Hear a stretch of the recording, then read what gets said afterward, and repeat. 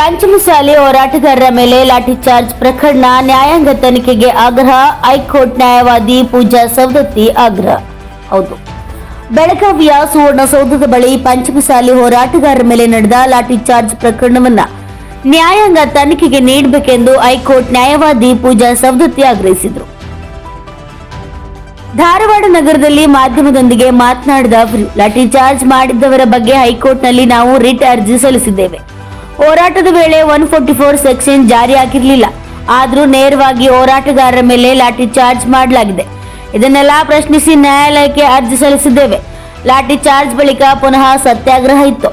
Swamiji December 19ರವರೆಗೆ ಹೋರಾಟದಲ್ಲಿದ್ದರು. ಹೀಗಾಗಿ ನಾವು ನಿನ್ನೆ ರಿಟ್ ಅರ್ಜಿ ಸಲ್ಲಿಸಿದ್ದೇವೆ. ಪ್ರಭುಲಿಂಗ ನಾವದಿಗೆ ಹಾಗೂ ನಾವು ಕೇಸ್ ರೆಡಿ ಮಾಡಿ ಅರ್ಜಿಯನ್ನ ಸಲ್ಲಿಸಿದ್ದೇವೆ. ಈಗಾಗಲೇ ನೋಟಿಸ್ ಜಾರಿ ಮಾಡಲಾಗಿದೆ. ಈ ಬಗ್ಗೆ ನ್ಯಾಯಾಂಗ ತನಿಖೆ ಆಗಬೇಕು. ನ್ಯಾಯಾಂಗ ಆಯೋಗದಿಂದ ಕಮಿಟಿ ರಚನೆಗೆ ಆಗ್ರಹಿಸಿದ್ದೇವೆ. ಲಾಠಿ ಚಾರ್ಜ್ ಮಾಡಲು ಅಧಿಕಾರ ಕೊಟ್ಟವರ ವಿರುದ್ಧ ಕ್ರಮ ಆಗಬೇಕು. ಈ ಸಂಬಂಧ ತನಿಖೆ ಆಗಬೇಕು. ಸರ್ಕಾರದ 10 ಅಂಗಗಳ ಪ್ರತಿವಾದಿ ಮಾಡಲಾಗಿದೆ ಎಂದು ತಿಳಿಸಿದರು. ಸಂತೋಷ್ ಮೇದಾರ್, NK-4 ಧಾರವಾಡ. ಎಲ್ಲರಿಗೂ ತಿಳಿದಿರುವಂತಹ ವಿಷಯ ಇದು. 15 ಡಿಸೆಂಬರ್ ಏನು ಸುವರ್ಣಸೌಧಕ್ಕೆ ನಾವೆಲ್ಲರೂ ಸೇರಿ ಪ್ರೊಟೆಸ್ಟ್ ಮಾಡ್ತಾ ಇದ್ವಿ. ಶಾಂತಿಯುತವಾದಂಥ ಪ್ರೊಟೆಸ್ಟ್ಗೆ ಅಸಂವಿಧಾನಿಕವಾದಂಥ ಹೋರಾಟ ಅಂತ ನಮ್ಮ ಮಾನ್ಯ ಚೀಫ್ ಮಿನಿಸ್ಟರ್ ಅವರು ಹೇಳಿದರು. ಅದನ್ನು ನೀವೆಲ್ಲರಿಗೂ ಗೊತ್ತಿರುವಂಥದ್ದು. ಅಷ್ಟೇ ಅಲ್ಲದೆ ನಮ್ಮ ಮೇಲೆ ಯಾವುದೇ ಸೆಕ್ಷನ್ 144 ಜಾರಿ ಆಗದೇ, ರಿಸ್ಟ್ರಿಕ್ಷನ್ಸ್ ಇಂಪೋಸ್ ಆಗದೇ ಪೊಲೀಸರು ಎಲ್ಲರೂ ಲಾಠಿ ಚಾರ್ಜ್ ಮಾಡಿದರು. ಇದ್ರ ಬಗ್ಗೆ ಎಲ್ಲರಿಗೂ ಮಾಹಿತಿ ಇರುವಂಥದ್ದು.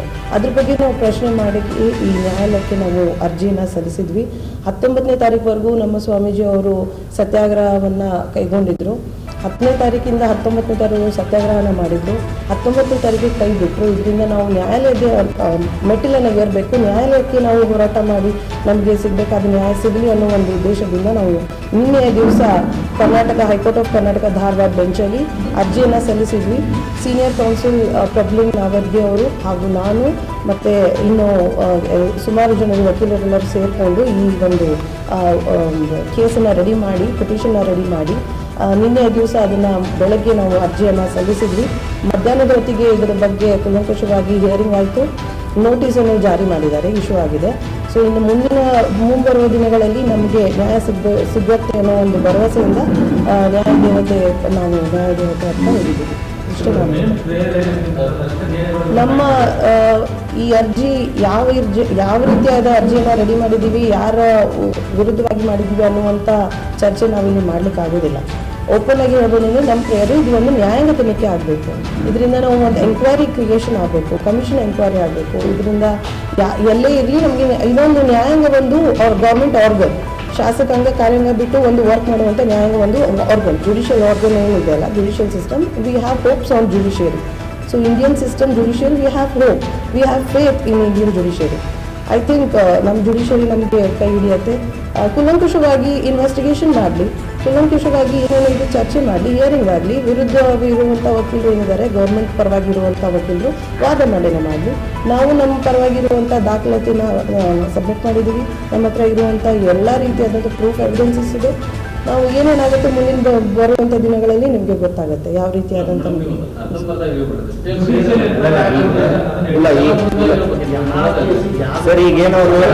ಸಮಾಜದ ಪರವಾಗಿ ನಾವು ರಿಟ್ ಅರ್ಜಿಯನ್ನು ಹಾಕಿದ್ದೀವಿ. ಕ್ರಿಮಿನಲ್ ಕೇಸ್ ಹಾಕಿದ್ದೀವಿ.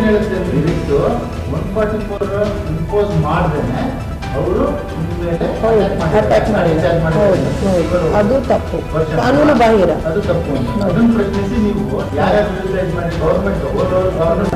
ಹೋಮ್ ಡಿಪಾರ್ಟ್ಮೆಂಟು ಒಂದು ಪಾರ್ಟಿ ಆಗಿದ್ದಾರೆ, ಪೊಲೀಸ್ ಡಿಪಾರ್ಟ್ಮೆಂಟ್ ಪಾರ್ಟಿ ಆಗಿದ್ದಾರೆ, ಎಲ್ಲನೂ ಪಾರ್ಟಿ ಮಾಡಿದ್ದಾರೆ.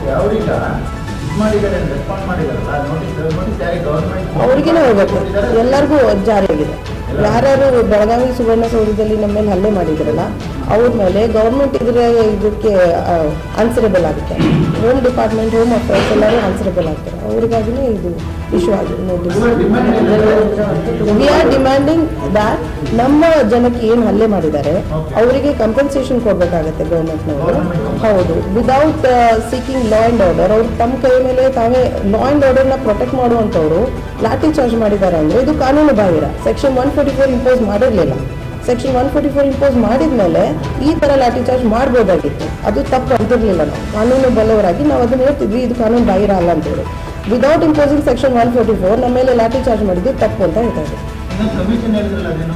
ಜುಡಿಷಿಯಲ್ ಎಂಕ್ವೈರಿ ಕಮಿಷನ್ ಬಗ್ಗೆ ಅಕಾರ್ಡಿಂಗ್ ಟು ಸೆಕ್ಷನ್ ಆಕ್ಟ್ 1952 ಕಮಿಷನಲ್ ಎಂಕ್ವೈರಿ ರಿಪೋರ್ಟ್ ಅದ್ರ ಪ್ರಕಾರ ಒಂದು ಕಮಿಟಿ ರಚನೆ ಮಾಡಬೇಕು. ನ್ಯಾಯಾಂಗ ತನಿಖೆಗೆ ಇದನ್ನ ಒಳಪಡಿಸಬೇಕು.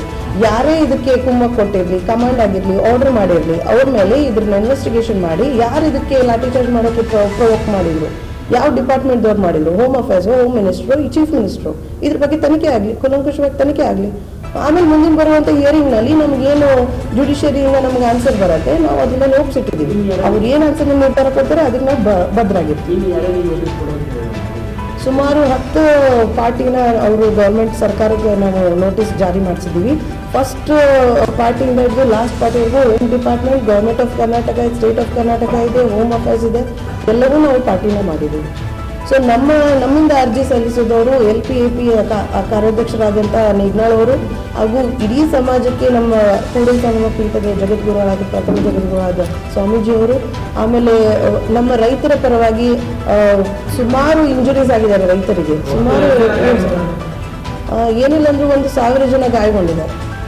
ಎಲ್ಲರಿಗೂ ಲಾಠಿ ಎಟ್ಟು ಬಿದ್ದಿದೆ, ಆಮೇಲೆ ವಕೀಲರಿಗೂ ಲಾಠಿ ಎಟ್ಟು ಬಿದ್ದಿದೆ. ಎಲ್ಲರೂ ನೋಡಿದ್ದೀರಿ, ನೀವು ವಿಡಿಯೋಸಲ್ಲಿ ನೋಡಿದ್ದೀರಿ. ಸೊ ನಮ್ಮಲ್ಲಿ ಅವತ್ತಿನ ದಿವಸ ಇದ್ದಿದ್ದು ಎಲ್ಲರೂ ನೋಡಿರ್ಬೇಕು. ನಾವಂತೂ ಶಾಂತಿಯುತವಾಗಿ ಪ್ರೊಟೆಸ್ಟ್ ಮಾಡ್ತಾ ಇದ್ವಿ. ಆ ಮೂಮೆಂಟಿಗೆ ಆ ಥರ ಆಗುತ್ತೆ ಅನ್ನೋದು ನಾವು ತಯಾರಿ ಮಾಡ್ಕೊಂಡು ಬರ್ತಿದ್ವಿ. It is all pre planned. ಅವರು ಪ್ರೀ ಪ್ಲಾನ್ ಮಾಡ್ಕೊಂಡೇ ಮಾಡುವಂಥದ್ದು ಇದು. ಇದ್ದಾರೆ ಹುಣಗೂರು ತಾಲೂಕಿಂದ, ಕುಷ್ಟಗಿ ತಾಲೂಕಿಂದ ಶಂಕರ್ ಅಂತ ಇದ್ದಾರೆ. ಬ್ರೈನ್ ಹೆಡ್ ಇಂಜುರಿ ಆಗಿದೆ. ನಮ್ಮ ಕುಂದಗೋಳ ತಾಲೂಕಿನ